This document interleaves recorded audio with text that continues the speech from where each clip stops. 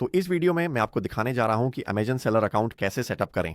मैं आपको आपके अकाउंट बनाने की पूरी प्रक्रिया के हर एक स्टेप से लेकर चलूंगा ताकि आप प्लेटफॉर्म पर बेचना शुरू कर सकें।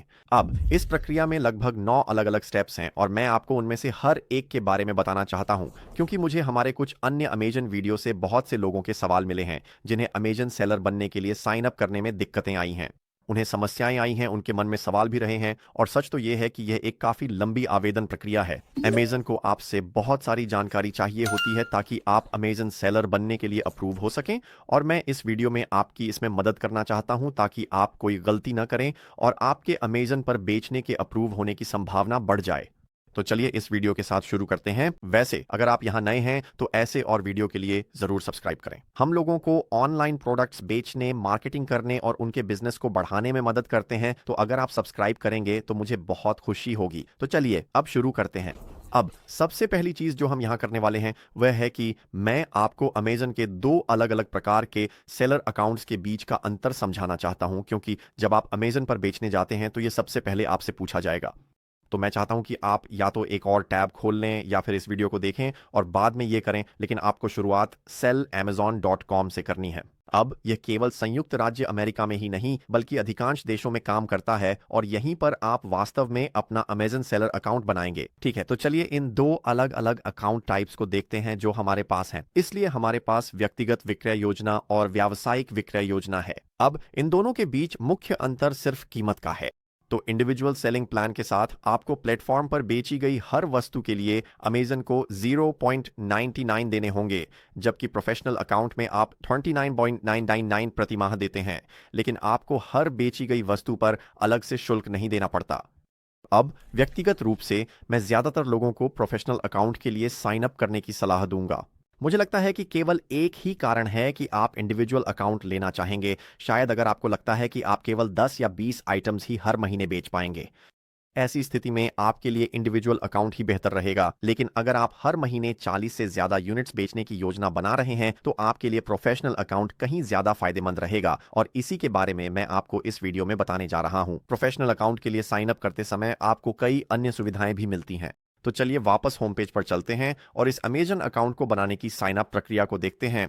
तो यहां साइन अप पर क्लिक करते हैं और हम एक नया अमेजन अकाउंट बनाएंगे। अब आप अपना पुराना अमेजन अकाउंट इस्तेमाल कर सकते हैं। जैसे लोगों के पास अमेजन अकाउंट होता है, उन्होंने इस प्लेटफॉर्म पर कुछ खरीदा है। मैं सलाह दूंगा कि इसे अपने व्यक्तिगत अकाउंट से अलग ही रखें, क्योंकि अगर आप इसे एक बिजनेस के रूप में शुरू कर रहे हैं तो आप शायद इसके लिए अलग ईमेल और बाकी सब कुछ इस्तेमाल करना चाहेंगे।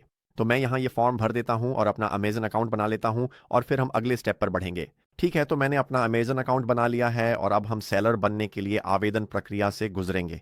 तो हमें बस कुछ सवालों के जवाब देने होंगे। सुनिश्चित करें कि आपके पास कुछ दस्तावेज तैयार हैं। वे आपसे पहचान पत्र मांगेंगे अगर आपके पास एलएलसी या कोई बिजनेस सेटअप है। वे आपसे टैक्स जानकारी, बैंक जानकारी भी मांगेंगे। ये थोड़ा जटिल हो सकता है, लेकिन चिंता मत कीजिए। मैं आपको हर स्टेप में हर सवाल के साथ गाइड करूंगा ताकि आप इसे आसानी से सेटअप कर सकें। एक बार जब आपका अमेजन अकाउंट बन जाए और आप इस पेज पर पहुंच जाएं तो हम बस गेट स्टार्टेड पर क्लिक कर सकते हैं। ठीक है, तो सबसे पहले हमें उन्हें बताना है कि हमारा बिजनेस कहां रजिस्टर्ड है। तो यहां हमें देश चुनना है। तो हमारे लिए, मेरे लिए यह यूनाइटेड स्टेट्स होगा। मैं सेव एंड कंटिन्यूज पर क्लिक करूंगा और फिर आपको यह जवाब देना होगा कि आपका बिजनेस किस प्रकार का है। तो इस वीडियो को देखने वाले अधिकांश लोग एक निजी स्वामित्व वाले व्यवसाय को ही चुनेंगे। इनमें फर्क यह है कि स्टेट ऑन्ड बिजनेस मूल रूप से तब होता है जब आप कोई सरकारी बिजनेस होते हैं। पब्लिकली लिस्टेड बिजनेस, मेरा मानना है कि वह होता है जब आपकी कंपनी स्टॉक एक्सचेंज पर लिस्टेड हो, जैसे कोई बड़ी कंपनी। अगर आप जैसे कोका कोला जैसी किसी कंपनी का प्रतिनिधित्व कर रहे हैं और अमेजन अकाउंट सेटअप करने की कोशिश कर रहे हैं तो आप वही विकल्प चुनेंगे। लेकिन अगर आप एक निजी स्वामित्व वाला व्यवसाय हैं तो आप यही वाला विकल्प चुनेंगे। कुछ लोग ऐसे भी होंगे जो शायद सिर्फ व्यक्तिगत रूप से बेचना चाहते हैं। आपने कोई व्यवसाय स्थापित नहीं किया है, आप बस अपने आप बिना किसी व्यवसाय के नाम के उत्पाद बेचना चाहते हैं। फिर आप व्यक्तिगत चयन करेंगे और फिर दान भी होगा। मेरे लिए यह एक निजी स्वामित्व वाला व्यवसाय होगा। मैं निश्चित रूप से यही करने की सलाह दूंगा।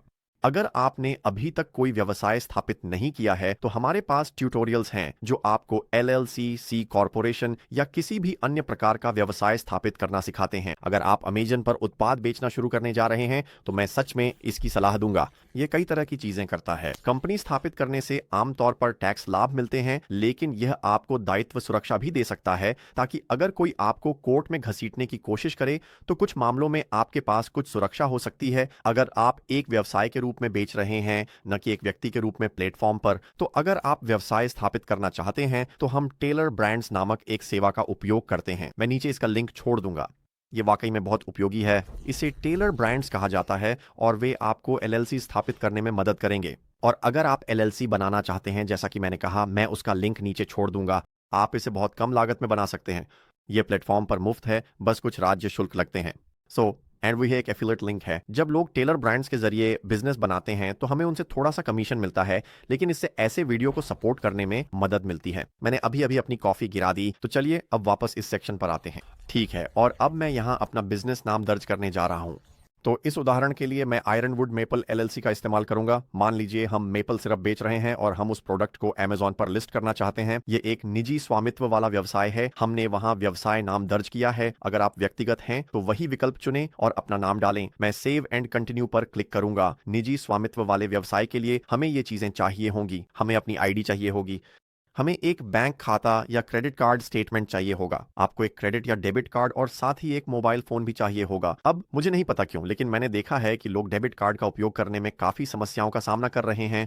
आमतौर पर अगर आपके पास क्रेडिट कार्ड है तो मैं उसी का उपयोग करने की सलाह दूंगा। मुझे नहीं पता कि अमेजन डेबिट कार्ड वाले लोगों को क्यों अस्वीकार कर रहा है, लेकिन यह एक बात है जिसे मैंने नोटिस किया है और ध्यान में रखने लायक है। तो हम बस इसे स्वीकार करेंगे और फिर एग्री एंड कंटिन्यू पर क्लिक करेंगे। ठीक है, अब हम उस दिलचस्प हिस्से में आ रहे हैं जहां चीजें थोड़ी जटिल हो जाती हैं। यहां हमारे पास 5 सेक्शन हैं। हम अपनी बिजनेस जानकारी दर्ज करेंगे, फिर हम अपनी सेलर जानकारी, बिलिंग, उसके बाद अपना स्टोर बनाएंगे और फिर वेरिफिकेशन के स्टेप्स से गुजरेंगे, जिनमें कभी कभी आपको अमेजन के साथ मीटिंग भी सेट करनी पड़ सकती है अगर वे इसकी मांग करें।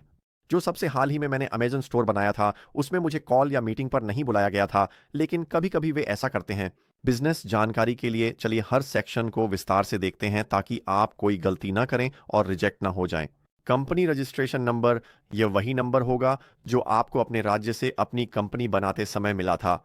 जब आप अपनी एलएलसी बनाते हैं तो राज्य आमतौर पर आपको एक ऐसा नंबर देता है जो आपके बिजनेस की पहचान करता है। अगर आप किसी दूसरे देश में हैं तो यह थोड़ा अलग हो सकता है, लेकिन आपको अपना रजिस्ट्रेशन नंबर ढूंढना होगा और वहां डालना होगा।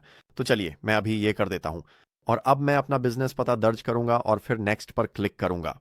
ठीक है, तो हम यहाँ अपनी और भी बिजनेस जानकारी भर रहे हैं, तो मैं इसे भी यहाँ डाल देता हूँ। ठीक है, तो प्राइमरी कॉन्टैक्ट पर्सन की जानकारी के लिए ऊपर का ज्यादातर हिस्सा सीधा साधा होगा, लेकिन नीचे की तरफ कुछ महत्वपूर्ण सवाल होंगे।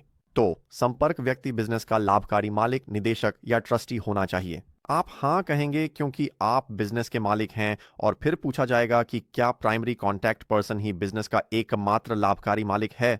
अगर आपके बिजनेस पार्टनर हैं तो आपको नहीं कहना पड़ सकता है। अगर आप इस बिजनेस के 100% मालिक हैं तो आप हाँ कह सकते हैं और ज्यादा जानकारी देने की जरूरत नहीं होगी। अगर आप नहीं कहते हैं तो वे आपसे उन लोगों के बारे में और सवाल पूछेंगे जिनके पास हिस्सेदारी है। सुनिश्चित करें कि आप पूरी सच्चाई से जवाब दें। कभी कभी आपको इसमें दूसरे लोगों, दूसरे बिजनेस या पार्टनर्स को भी शामिल करना पड़ सकता है जब आप इस अमेजॉन अकाउंट के लिए साइन अप कर रहे हों।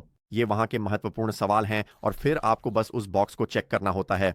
तो चलिए मैं इस सेक्शन को यहीं भर देता हूं। ठीक है, और अब हम आगे बढ़ गए हैं और अब हम पेमेंट जानकारी देख रहे हैं।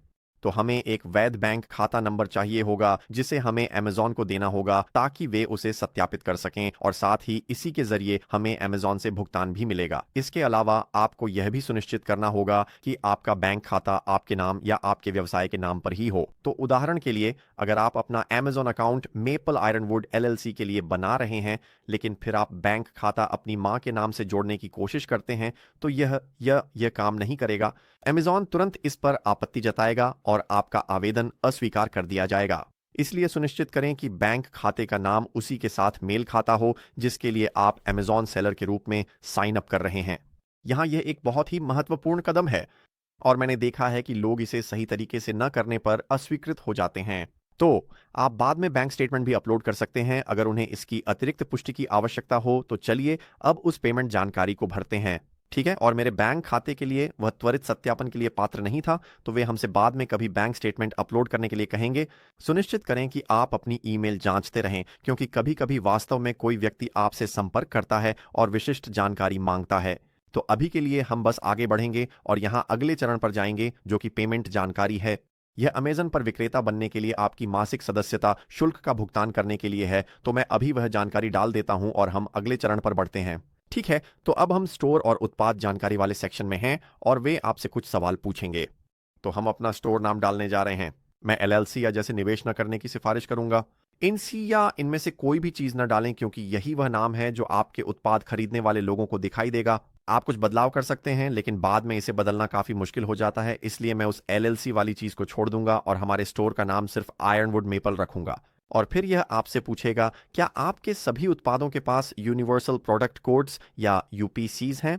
अब यूनिवर्सल प्रोडक्ट कोड क्या है और इसे कैसे प्राप्त किया जाता है? दरअसल यह वही है जो आप बारकोड के रूप में देखते हैं। जैसे ये मेरा उत्पाद नहीं है, लेकिन यह काफी अच्छी कॉफी है, और बारकोड्स ये उन तरीकों में से एक है जिससे यूनिवर्सल प्रोडक्ट कोड दिखाया जाता है। तो अगर आप अपने उत्पादों के लिए ये बारकोड्स लेना चाहते हैं, तो आपको gs1.org पर जाना होगा और यहीं से आप ये प्रोडक्ट कोड्स प्राप्त कर सकते हैं। अब इनमें से एक कोड लेने में लगभग $30 का खर्च आता है, लेकिन एक अमेज़न विक्रेता के रूप में यह आपके लिए महत्वपूर्ण होने वाला है। अब आपके पास ए साइंस भी हो सकते हैं, जिन्हें अमेज़न बारकोड कहा जाता है। हम इसके बारे में अन्य वीडियो में बात कर सकते हैं। यह आपके उत्पादों के लिए एक महत्वपूर्ण कदम है। मुझे नहीं लगता कि आपको प्लेटफॉर्म पर बिक्री शुरू करने के लिए इनकी तुरंत जरूरत है। आप शायद नहीं कह सकते हैं और फिर भी अमेज़न विक्रेता बनने की मंजूरी पा सकते हैं, लेकिन अगर आपके पास ये हैं तो अच्छा, तो मैं हाँ कहने जा रहा हूं। अब क्या आपके पास कोई डाइवर्सिटी सर्टिफिकेशन है? मेरे लिए व्यक्तिगत रूप से मेरे पास नहीं है। मुझे नहीं लगता कि मेरे पास है, तो मैं नहीं कहने जा रहा हूं। और फिर क्या आप किसी ब्रांड के मालिक हैं या किसी ब्रांड के एजेंट, प्रतिनिधि या निर्माता के रूप में काम करते हैं? तो हाँ, मैं ब्रांड का मालिक हूं। अगर आप मालिक नहीं हैं, तो आपको यह समझाना होगा कि आप कंपनी या उस उत्पाद का प्रतिनिधित्व किस रूप में कर रहे हैं जिसे आप बेच रहे हैं। तो मैं ब्रांड का मालिक हूं। आयरनवुड मेपल के लिए हम मेपल सिरप बेच रहे हैं, तो ये काफी सीधा साधा है। और यहाँ आखिरी सवाल ये है कि क्या आपके ब्रांड के पास एक सक्रिय पंजीकृत ट्रेडमार्क है? तो Amazon वास्तव में तब पसंद करता है जब ब्रांड्स के पास ट्रेडमार्क होते हैं। अगर आपके पास अभी ट्रेडमार्क नहीं है तो कोई बात नहीं, आप बाद में भी इसे सेट कर सकते हैं। लेकिन अगर आप Amazon ब्रांड रजिस्ट्री में शामिल होना चाहते हैं, जो आपके Amazon ब्रांड के लिए बहुत मददगार है, तो आप ऐसा कर सकते हैं और एक पंजीकृत ट्रेडमार्क बना सकते हैं। यह आपको उस ब्रांड रजिस्ट्री प्रोग्राम में शामिल होने की अनुमति देगा।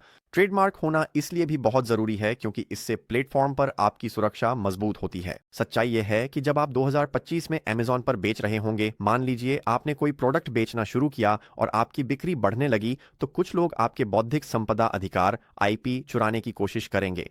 वे आपके ब्रांड की छवि चुरा लेंगे। वे मूल रूप से आपका पूरा बिजनेस और आपकी ब्रांडिंग चुरा लेंगे, और इससे बचाव का एकमात्र तरीका है कि आपके पास ट्रेडमार्क हो। आप USPTO पर ट्रेडमार्क देख सकते हैं या बना सकते हैं। मुझे लगता है कि इसकी वेबसाइट uspto.gov है। मैं इसका लिंक नीचे डिस्क्रिप्शन में छोड़ दूंगा और आप वहां ट्रेडमार्क के लिए आवेदन कर सकते हैं। अगर आपके पास अभी ट्रेडमार्क नहीं है तो भी कोई बात नहीं। हम बस ये कहेंगे कि हमारे पास इस समय कोई सक्रिय पंजीकृत ट्रेडमार्क नहीं है, और फिर हम नेक्स्ट पर क्लिक करेंगे। ठीक है, अब हम पहचान और पता सत्यापन वाले चरण में हैं। हम लगभग पूरा कर चुके हैं, तो मैं नीचे स्क्रॉल करता हूं और हमें अपना ड्राइविंग लाइसेंस, उसका आगे और पीछे का हिस्सा या पासपोर्ट, जो भी आपने पहले चुना था, अपलोड करना है, और साथ ही पता प्रमाण भी देना है। यह आमतौर पर बैंक स्टेटमेंट या क्रेडिट कार्ड स्टेटमेंट होता है। आप इसे अपलोड करेंगे और फिर वे सब कुछ सत्यापित करेंगे। अब कुछ मामलों में लोग इस चरण के बाद अमेज़न पर विक्रेता बनने के लिए स्वीकृत हो जाते हैं और बस इतना ही करना होता है, लेकिन अन्य मामलों में वे और अधिक सत्यापन की मांग कर सकते हैं। अगर कुछ मेल नहीं खाता या शायद आप देश के बाहर हैं, तो अमेज़न विक्रेता खाता बनाते समय आपको और सवाल आ सकते हैं। इसके कई कारण हो सकते हैं, तो मैं आपको बता देता हूं कि अगर ऐसा होता है तो अगले कदम क्या होंगे। ऐसे कुछ मामले होते हैं जहां आपको अमेज़न के किसी व्यक्ति के साथ एक इंटरव्यू सेट करना पड़ सकता है और वे आपसे कुछ और पहचान सत्यापन से जुड़े सवाल पूछेंगे। इसको लेकर परेशान ना हो, वे बस यह सुनिश्चित करना चाहते हैं कि आप एक असली व्यक्ति हैं, आप वही हैं जो आप कह रहे हैं, और आप उसी व्यवसाय का प्रतिनिधित्व कर रहे हैं जिसका आप दावा कर रहे हैं। कुछ अन्य मामलों में मैंने देखा है कि वे वास्तव में पोस्ट कार्ड भेजते हैं जिनमें एक बार इस्तेमाल होने वाले पासवर्ड या कोड होते हैं, जिन्हें आपको अपने अमेज़न अकाउंट में डालना होता है ताकि यह सत्यापित किया जा सके कि आप वास्तव में वहीं रहते हैं जहां आप कहते हैं, या आपका व्यवसाय वहीं स्थित है जहां आप बता रहे हैं। और एक बार फिर से आप एक असली व्यक्ति हैं, तो ये कुछ सत्यापन प्रक्रियाएं हैं जो मैंने पहले देखी हैं। खैर, इनके बारे में चिंता मत करें, बस इनका ईमानदारी से जवाब दें और आपके पास प्लेटफॉर्म पर विक्रेता के रूप में स्वीकृत होने का अच्छा मौका है। तो ये थे अमेजन सेलर अकाउंट बनाने के स्टेप्स। मैं आपको अगले किसी वीडियो में सेलर डैशबोर्ड के अंदर ले जाकर दिखा सकता हूं कि कैसे अपना पहला प्रोडक्ट लिस्ट करें और वे अन्य चीजें जो आप देखना चाहेंगे। अगर आपके कोई सवाल हैं या रास्ते में कोई समस्या आती है तो बेझिझक उन्हें नीचे कमेंट सेक्शन में लिखें, या आप मुझे इंस्टाग्राम पर मैसेज भी कर सकते हैं और मैं आपको जवाब देने की कोशिश करूंगा। अगर आपको कोई भी समस्या आ रही है तो मैं पूरी कोशिश करूंगा कि आपकी मदद कर सकूं। तो वीडियो देखने के लिए धन्यवाद। मुझे उम्मीद है कि यह आपके लिए उपयोगी रहा होगा और मैं सभी को अमेजन पर बिक्री के लिए शुभकामनाएं देता हूं।